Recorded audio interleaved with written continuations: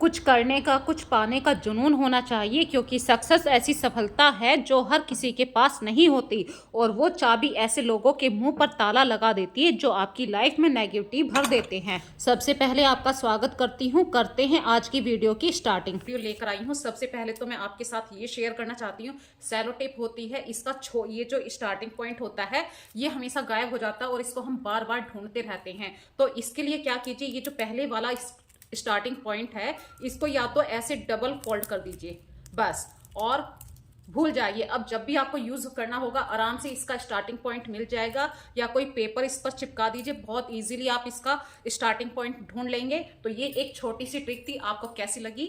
तो सबसे पहले तो मैं आप सबका स्वागत करती हूँ अपनी वीडियो पर।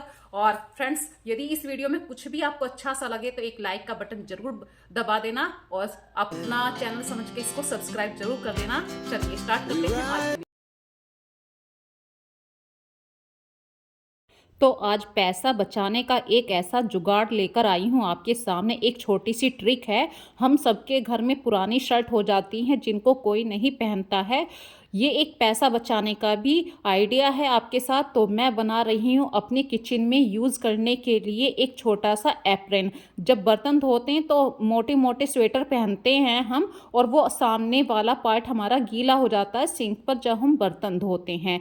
तो इससे बचने के लिए फ्रेंड्स मैंने अपनी पुरानी शर्ट का यूज़ किया है और उससे बनाया है एक एप्रन। तो ये छोटी सी ट्रिक होती है, अपने घर में आप कैसे पैसे बचाने का एक आसान सा आइडिया ढूंढते हैं।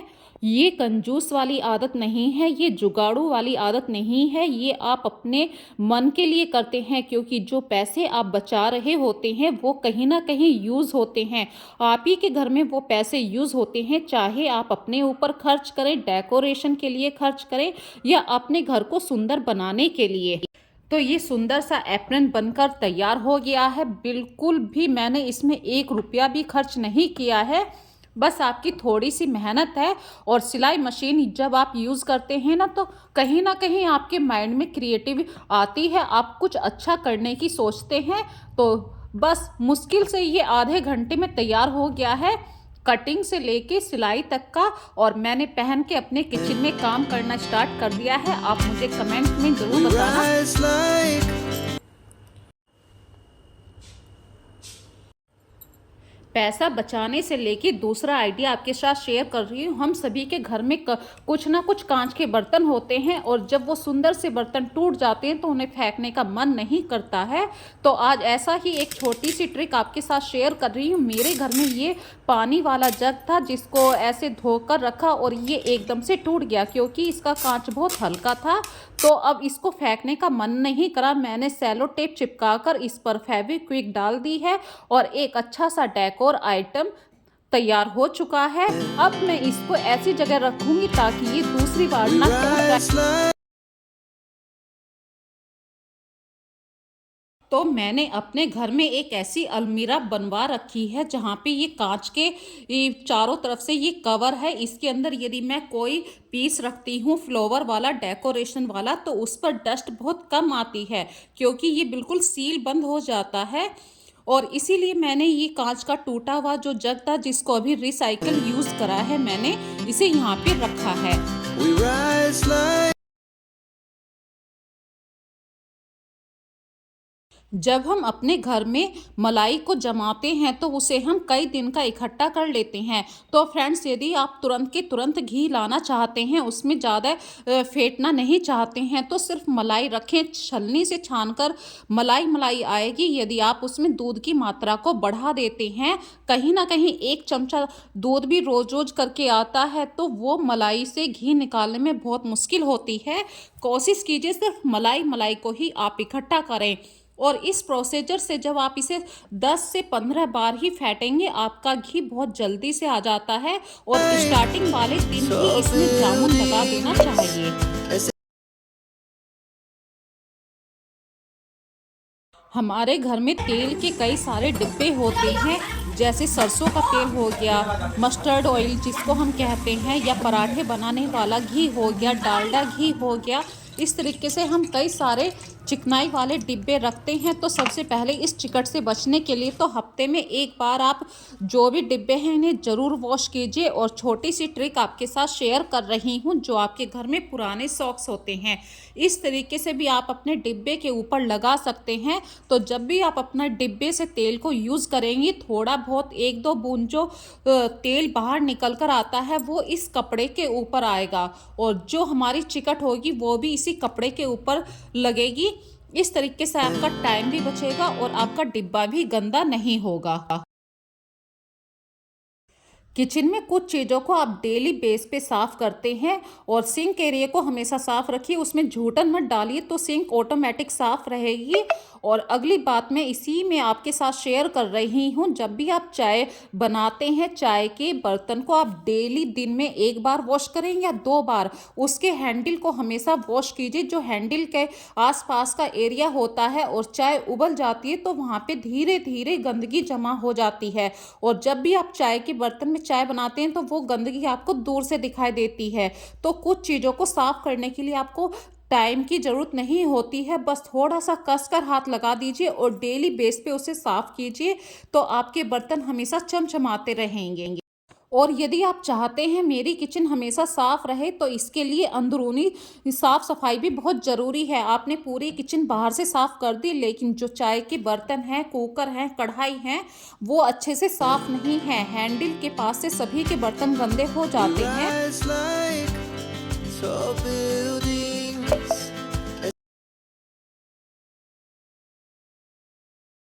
जैसे घर के भगोना होते हैं, कढ़ाई, तवा, ये ऐसे बर्तन होते हैं जिनको हमेशा डेली बेस पे साफ़ कीजिए। इनमें गंदगी यदि जमा होगी तो वो कहीं न कहीं खाने के रूप में आपके ही शरीर में जाएगी। तो चाय की छलनी, तवा, इनको तो आप डेली साफ़ कीजिए और थोड़ा-सा यदि आप स्क्रबर का यूज़ करेंगे तो उससे तो बहुत ही अच्छी तरीके से साफ़ हो जाते हैं। तवे को साफ़ करने के लिए आप दिए होते हैं, बड़े-बड़े जो दिवाली के दिए होते हैं, उनसे साफ़ कीजिए। कोई भी झंझट नहीं है इस चीज़ में और आपके बर्तन बिल्कुल चमचमाते रहेंगे।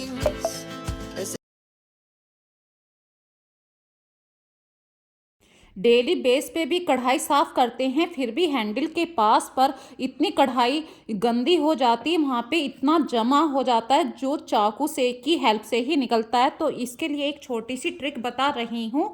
आप कढ़ाई को गैस पे रख दीजिए, काफ़ी तेज उसे गर्म होने दीजिए। जब वो काफ़ी गर्म हो जाए तो किसी नुकीली चीज़ से, जैसे कि चाकू है, उससे आप इसे खरोंचना, तो ये आसानी से जो हैंडल के पास गोल गोल ये स्क्रू रहते हैं, इनके पास जो जमा गंदगी है वो आराम से छूट जाती है। ये एक छोटी सी ट्रिक है। कभी आपके कढ़ाई बर्तन ज़्यादा गंदे हो जाएं पीछे से भी तो उसे गैस पे ज़रूर रख कर जलाना, कम से कम 15-20 मिनट, और फिर आराम से वो बर्तन वहाँ से बिल्कुल साफ़ हो जाएगा। मुझे ये बात स्पेशली आप कमेंट में ज़रूर बताना कि क्या मैं ऐसे सही करती हूँ या नहीं।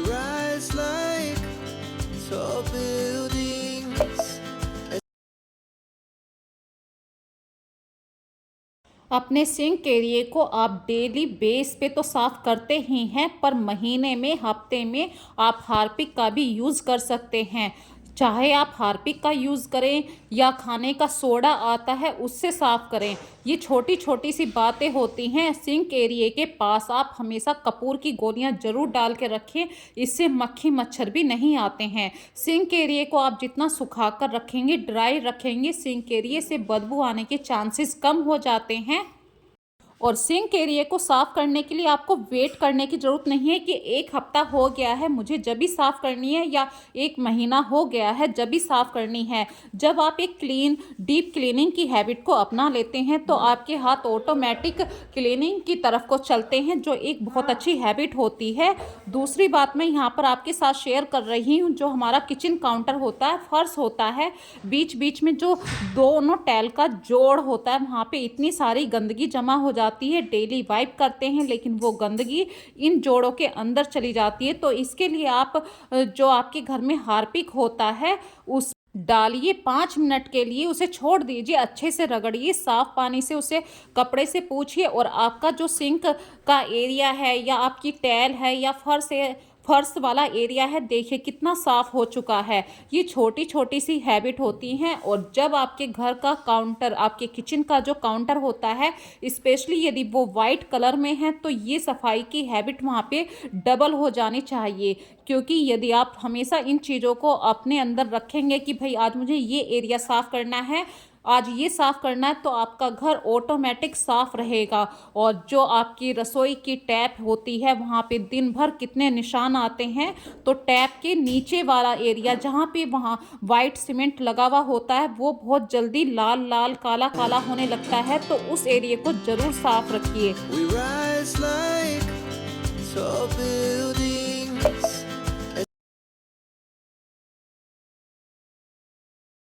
सर्दी हो गर्मी हो, किचन के काम कभी भी ख़त्म नहीं होते हैं। ऐसे ही सफाई की हैबिट भी अपने अंदर रखिए, तो आपका किचन सर्दी हो गर्मी हो कभी भी उसे स्पेशली टाइम नहीं देना पड़ेगा।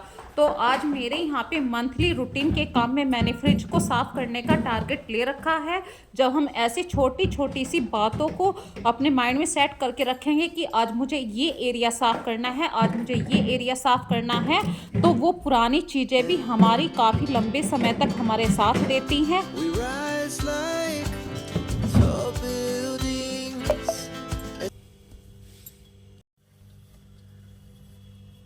और फ्रेंड्स, मेरा फ्रिज तो ये कम से कम 18-19 साल पुराना है। देखिए, जो इसकी बास्केट थी वो प्लास्टिक की थी, और प्लास्टिक की भी एक उम्र होती है, तो वो टूट चुकी है, लेकिन अभी तक मेरा फ्रिज साथ दे रहा है। तो मैंने एक सेलो टेप से इसे चिपका कर रखा हुआ है, और अपने हैंकियों को इस पर बिछा कर रखती हूँ।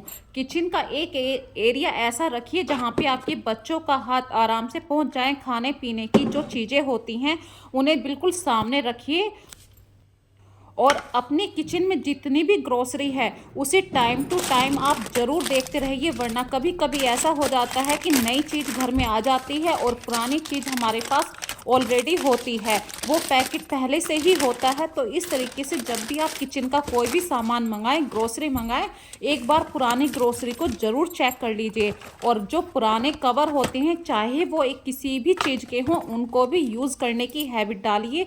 छोटे छोटे से ऑर्गेनाइज़र के रूप में उन्हें रखिए, तो आपके यहाँ पर पैसे भी बचेंगे और आपका सामान भी सही से रखा हुआ व्यवस्थित दिखाई देगा। We rise like tall buildings.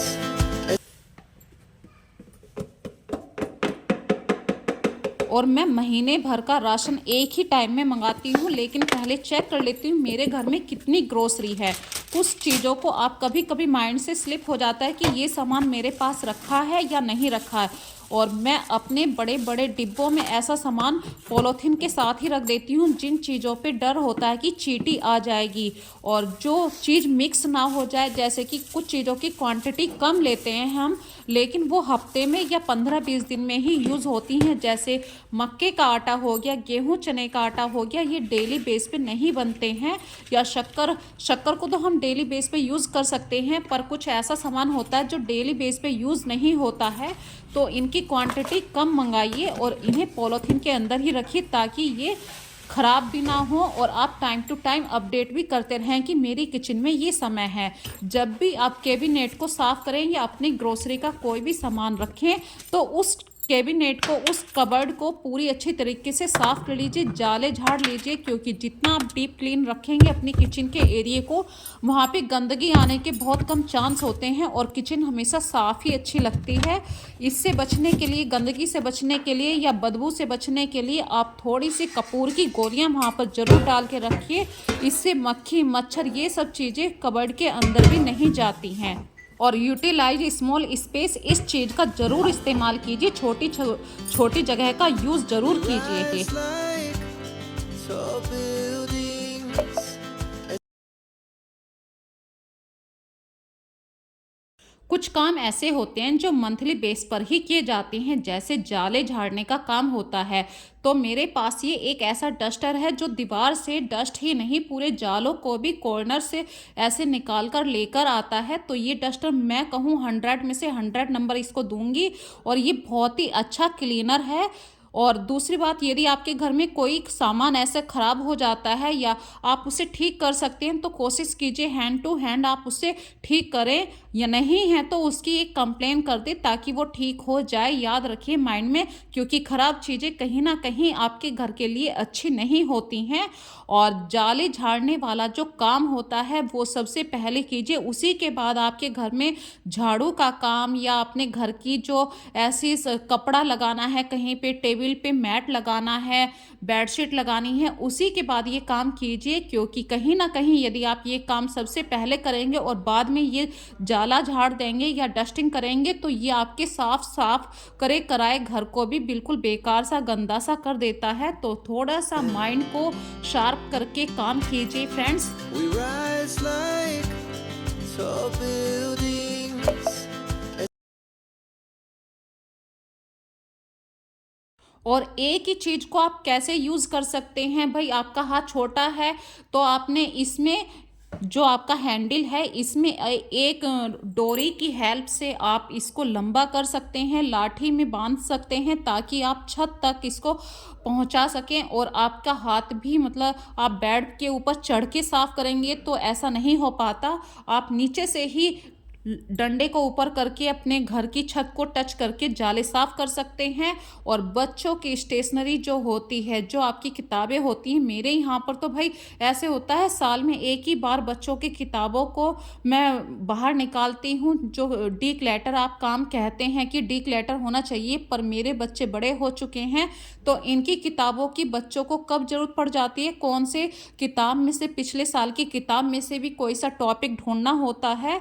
तो कुछ ऐसी बातें होती हैं जो आप स्टेशनरी के काम को ना ही छेड़ें अभी तो अच्छा है, वो बच्चों पर ही छोड़ दीजिए। लेकिन कुछ काम ऐसे होते हैं जो सिर्फ आप ही को करने हैं।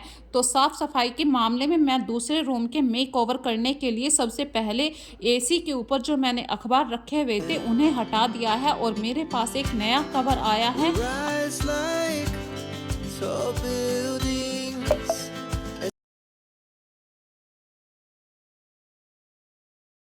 और जब भी आप ऐसे बड़ा काम करें जैसे कि ऊपर चढ़ के, तो आप अपने घर में अपने बच्चों की हेल्प ज़रूर लीजिए। क्योंकि यदि आपके घर में ऐसी स्टेयर नहीं है जिसको मतलब फिक्स कर सके, मैं टेबल के ऊपर एक स्टूल रख कर चढ़ी हुई हूँ ऊपर, तो मैंने अपने बच्चों से पहले ही कह दिया था कि तुम पकड़ के रखना, क्योंकि रिस्क कभी भी नहीं लेना चाहिए। हेल्थ से ज़्यादा कुछ भी नहीं है, हेल्थ अच्छी होगी तभी आप अपने घर के काम कर पाएंगे।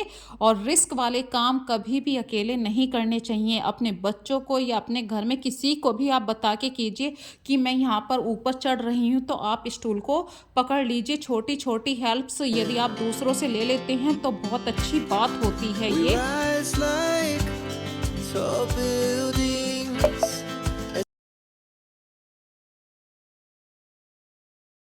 और सर्दी इतनी ज़्यादा पड़ रही है फ्रेंड्स हमारे मेरठ में, तो आप ब्लैंकेट को हमेशा बेड के ऊपर इस तरीके से फोल्ड करके रखिए या बिछा कर रखिए ताकि बच्चों को जब भी लेटना हो ये ना है कि पूरी रजाई खोलें। क्योंकि हमारे मेरठ में तो रजाई से ही काम चलता है, छोटे छोटे जो हल्के ब्लैंकेट होते हैं उनसे काम नहीं चलता है, रात में बहुत ज़्यादा ठंडी होती है। और जो आपका एंट्रेंस एरिया होता है हमेशा उसको ज़रूर साफ़ रखिए।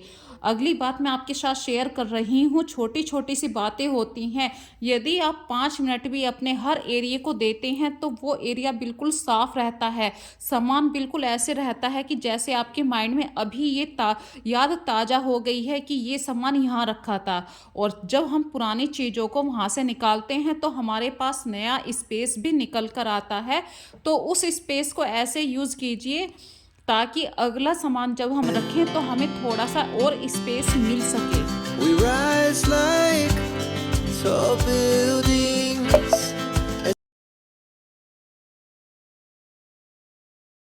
तो छोटी सी जगह को कैसे यूज़ किया जाए ये आप अच्छे से जानते हैं। आज मैंने इस बेड से 2 ब्लैंकेट बाहर किए हैं। जो जगह यहाँ पर खाली हुई थी उस जगह को फिल करने के लिए मैंने जो चादर बाहर निकली हुई थी या जिन कपड़ों की ज़रूरत नहीं थी उनको वापस रखा है। और एक इस तरीके से आज मैंने अपने कमरे का एक मेकओवर किया है और मेकओवर के साथ ही इसी रूम में कार्तिक ने अपनी स्टडी टेबल को भी प्लस किया है, क्योंकि बच्चे वहीं पे पढ़ते हैं जहां उनका मन लगता है। और मैं कोशिश ऐसे ही करती हूँ, बच्चों को वहीं पढ़ना चाहिए जहाँ पे उनके दिल से आवाज़ आए, मम्मी मैं आज इस कमरे में पढ़ लूँ, पढ़ लो। और कोशिश कीजिए आप अपने कमरे को ज़्यादा पढ़ने वाले कमरे में, जिस कमरे पे आपके बच्चे पढ़ते हैं वहाँ पे ज़्यादा ऐसी तड़क भड़क चीज़ ना हो, बिल्कुल सिंपल सी एक लाइट हो, प्लांट्स हो, यही सब काफ़ी होता है बच्चों के लिए। We rise like tall buildings.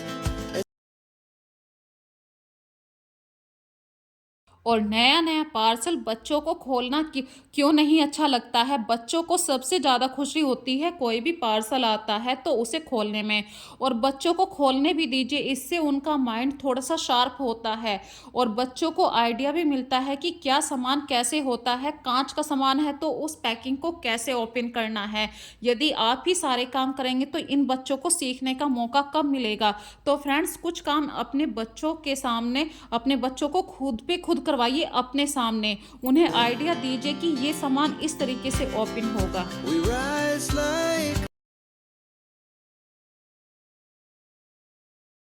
खाना सबके घर में बनता है, रोज़ सब्जी रोज़ कटती है, लेकिन एक छोटी सी हैबिट, यदि आप काउंटर पे कोई कपड़ा बिछाकर सब्जी को काटते हैं तो जो कूड़ा होता है उसे उठाने में बहुत ही आसानी होती है। ये छोटा सा टिप्स होता है अपनी किचन को क्लीन करने के लिए। जो आपके घर की बेकार बॉटल होती हैं, जिनमें कॉफ़ी आती है, बहुत छोटी-छोटी सी बॉटल होती हैं, आप सोचते हैं कि ये बेकार है, इसमें क्या सामान रखा जाएगा? तो सबसे पहले तो आप ऐसी बॉटल को 1-2 घंटे के लिए पानी में डिप करके छोड़ दीजिए और इसे अच्छे से स्क्रबर कीजिए, ताकि जो रैपर इस पर चिपका हुआ है, वो आराम से निकल जाए।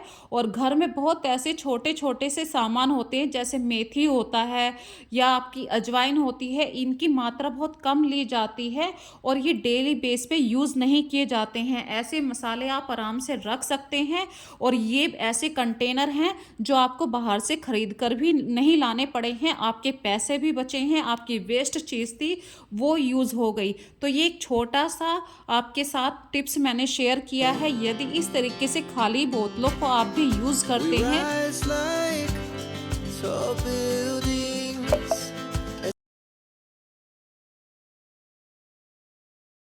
और अगली बात आपके साथ शेयर कर रही हूँ, एक छोटी सी ट्रिक है, प्याज का पानी। प्याज का पानी यानी घर पर ही ऑर्गेनिक फर्टिलाइज़र कैसे तैयार करें। इंडोर प्लांट्स में ये प्याज का पानी आपके पौधों को एनर्जी, ज़्यादा फ्लावरिंग के लिए, ग्रोथ के लिए फ़ायदा करेगा और आपको बाहर से खाद भी नहीं खरीदना पड़ेगा। इस तरीके से आपके पैसे भी बच गए, है ना एक अच्छी सी ट्रिक। यदि आप भी इस तरीके से करते हैं तो मुझे ज़रूर बताना। इसका रिजल्ट आपको 1 हफ्ते में ज़रूर मिलेगा, यदि 1 हफ्ते में नहीं तो 1 महीना, पर रिजल्ट डेफिनेटली मिलेगा। ज़्यादा नहीं, जितना पानी मैंने प्लेट से दिया है इतना ही पानी आपको देना है। कभी कभी ज़्यादा पानी देने से भी पौधे मर जाता है, तो ज़्यादा फर्टिलाइज़र भी नहीं देना चाहिए, ये आपको ध्यान रखना चाहिए। मैंने पिछला फर्टिलाइज़र कब दिया था। और जो आपके घर में चाय पत्ती होती है, भाई चाय डेली बेस पे रोज़ ही बनती है, तो उस चाय पत्ती से भी आप एक ऑर्गेनिक मतलब खाद बना सकते हैं। तो इसके लिए करना कुछ नहीं, चाय पत्ती को अच्छे से 2-3 बार वॉश कर लीजिए ताकि उसमें से मीठा निकल जाए, और उस चाय पत्ती को आप किसी गमले की जड़ में इस तरीके से डाल दीजिए, ऊपर से मिट्टी डाल दीजिए ताकि देखने में भी गंदा ना लगे। और 1 हफ्ते के अंदर ही ये चाय पत्ती, या जहाँ पे आपने ये चाय पत्ती छोड़ी है, उसकी मिट्टी को थोड़ा थोड़ा आप हर पौधे की जड़ में डाल दीजिए, तो आपके पौधे बहुत अच्छी तरीके से फ्लावरिंग करेंगे। We rise like tall buildings.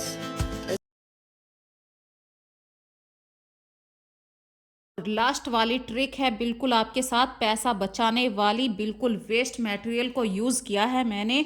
घर में बहुत सारे ऐसे खाली डिब्बे आ जाते हैं और बहुत सारे ऐसे कपड़े होते हैं जिनको पहना नहीं जाता है, और मैंने आज ना ही कोई डेकोरेटिव पेपर लिया है, बिल्कुल बेकार से कपड़े को इस डिब्बे के चारों तरफ इस तरीके से लगा दिया है, थोड़ी सी सिलाई करी है और ज़्यादा नहीं, ज़्यादा से ज़्यादा आप इस ऑर्गेनाइज़र को बनाने के लिए 5-10 मिनट ले सकते हैं और आपके घर में बिना खर्चे के एक ऑर्गेनाइज़र बन चुका है। अब करते हैं अपनी वीडियो का लास्ट। यदि अभी तक आपको इस वीडियो में कुछ भी पसंद आया है तो फ्रेंड्स हमारे चैनल को एक लाइक ज़रूर दीजिए और सब्सक्राइब ज़रूर कर लेना। तो आज के इस कंटेंट में मैंने कैसे सिंक एरिया को क्लीन करा है, कैसे बेकार कपड़ों को यूज़ किया है, अपने घर को साफ़ सुथरा रखने की हैबिट को आपके साथ शेयर किया है। यदि इन ट्रिकों में से आपको थोड़ा सा भी कुछ भी अच्छा लगा है तो प्लीज़ मुझे कमेंट करके ज़रूर बताना। आप लोग कमेंट करते हैं जब भी मुझे अच्छा लगता है, कि नहीं तो मैं भी कहीं ना कहीं थोड़ा सा निराश हो जाती हूँ। आखिरकार मेरे अंदर भी एक दिल है, एक छोटी सी भावनाएं हैं। जब आप लोग मुझे प्यार देते हैं अपना, तभी मेरे अंदर एक अच्छी सी भावना आती है कि हाँ मैं आप लोगों के लिए कुछ अच्छा सा लेकर आऊँ। और वीडियो के अंदर मैंने जितनी भी बातें बताई हैं, जैसे कि किचन से रिलेटेड कुछ काम है, वो सब आप भी करते हैं, लेकिन आपके माइंड से कभी कभी वो बातें स्लिप हो जाती हैं या नए आइडिया आपके अंदर आते हैं, तो वो आइडिया मेरे साथ शेयर ज़रूर कीजिए। क्योंकि आपके आइडिया जब मैं आपके इस वीडियो पर दिखाऊंगी तो कहीं ना कहीं आपको भी अच्छा लगेगा कि भाई हमारे वाला आइडिया था। तो फ्रेंड्स अब करते हैं बिल्कुल लास्ट वीडियो का। अपना प्यार मुझे इसी तरीके से देते रहना, अपना ध्यान रखना। So take care.